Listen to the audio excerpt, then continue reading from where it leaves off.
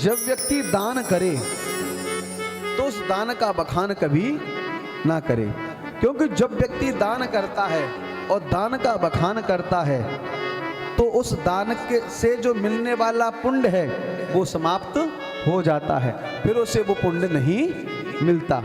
इसलिए दान तो किया जाए लेकिन दान का बखान कभी नहीं किया जाए। तो श्री सुखदेव भगवान जब राजा परीक्षित को ये बात बताएं तो राजा ने कहा कि प्रभु आप मुझे ये बात क्यों बता रहे हैं?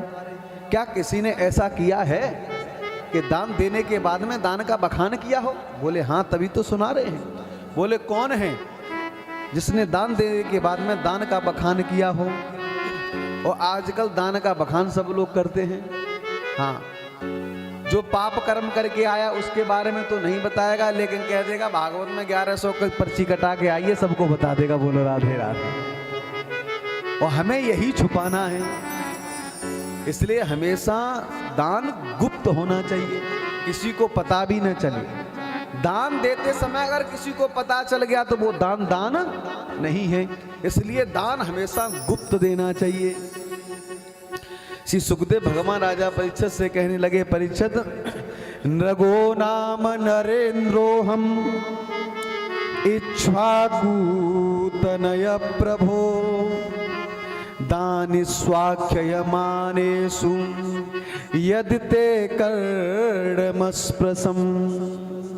एक दिन भगवान अपने पुत्रों के साथ में बैठे थे, पुत्रों से कहने लगे चलो महल में तो रहते रहते समय काफी हो गया है, चलो आज वन में घूमने के लिए चलते हैं। तो भगवान श्री कृष्ण आज अपने पुत्रों को साथ लेकर के वन में घूमने के लिए निकले।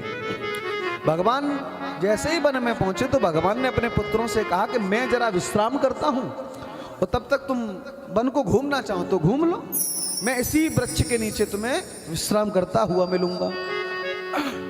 भगवान श्री कृष्ण आनंद के साथ में विश्राम कर रहे हैं और भगवान श्री कृष्ण के पुत्र जंगल में घूम रहे हैं। घूमते घूमते जब काफी दूर निकल गए तो वहां पर जंगल में एक कुआं था और बच्चे उद्दंड तो होते ही, कुआं बावरी जो मिल जाए तो उसमें महाराज झांक करके तो देखते ही हैं। तो भगवान श्री कृष्ण के पुत्रों ने भी उस कुआं के अंदर झांक करके देखा और जैसे कुआं के अंदर झांक करके देखा तो उसमें एक विशाल काय गिरगिट पड़ा था। उसे देख करके भगवान श्री कृष्ण के पुत्र डर गए और भागे दौड़ लगाकर। जैसे ही भागे कृष्ण जी के पास में गए, कहा पिताजी पिताजी पिताजी। बोले क्या बात है? बोले इतनी दूर हम चले गए थे, उस जंगल में कुआं है, कुआं में गिरगिट पड़ा है और बहुत ही विशाल गिरगिट है, चलो हम आपको दिखाएं। तो भगवान ने कहा कि चलो हम भी देखें कितना विशाल काय गिरगिट है। तो भगवान उन पुत्रों के साथ में चल दिए, जहां पर कुआं था वहीं पहुंचे। वास्तव में देखा कि इसमें गिरगिट पड़ा है। भगवान ने कहा कि इस गिरगिट को निकाला जाए। भगवान ने अपने पुत्रों से कहा कि पुत्रों इस गिरगिट को निकालो। तो भगवान ने पुत्रों की सहायता से उस गिरगिट को निकाला और जैसे ही उस गिरगिट को निकाला कुएं से बाहर, तो वो गिरगिट भगवान का स्पर्श होते ही पुरुष रूप में उत्पन्न हो गया। भगवान ने कहा कि तुम तो गिरगिट थे और तुम पुरुष कैसे बन गए? हमें ये बताओ तुम कौन हो? तो इसने अपना परिचय भगवान को कैसे दिया? भगवान तो पूछ रहे हैं कि तुम गिरगिट कैसे बन गए और पुरुष रूप में आए तो तुम कौन हो? इसने अपना परिचय दिया कि तुम मुझे नहीं जानते।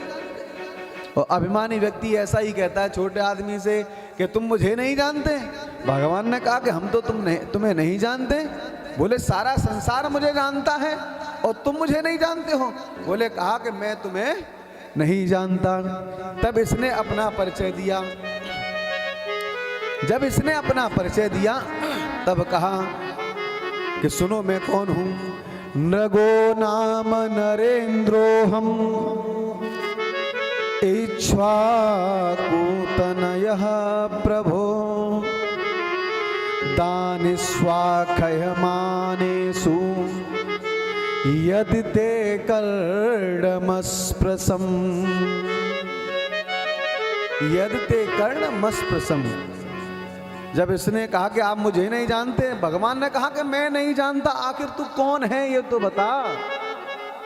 तब कहा नृगो नाम नरेन्द्रोऽहम् इक्ष्वाकुतनय प्रभो।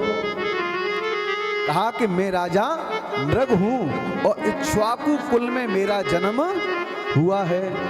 बोले बड़ी अच्छी बात है, इक्ष्वाकु कुल में तुम्हारा जन्म हुआ है। तो बोले मैंने इतना दान किया कि मेरे दान की महिमा सारे संसार में फैली हुई है। मेरे दान की महिमा सारे संसार में फैली हुई है।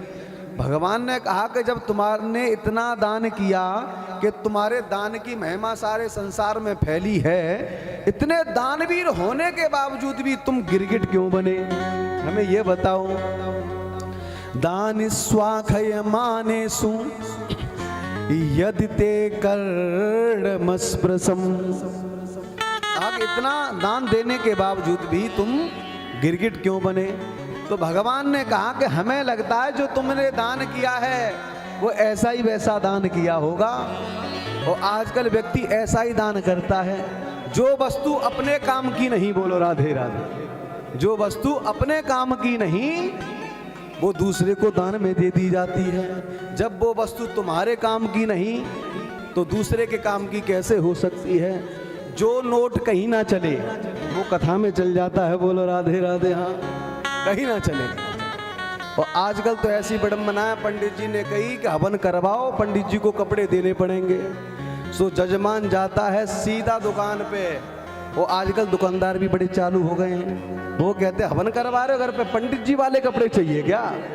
तो पंडित जी के भी कपड़े अलग हैं। अरे किसी को देना है तो अच्छी तरीके से दो, जो तुम्हारा नाम ले और पहन सके।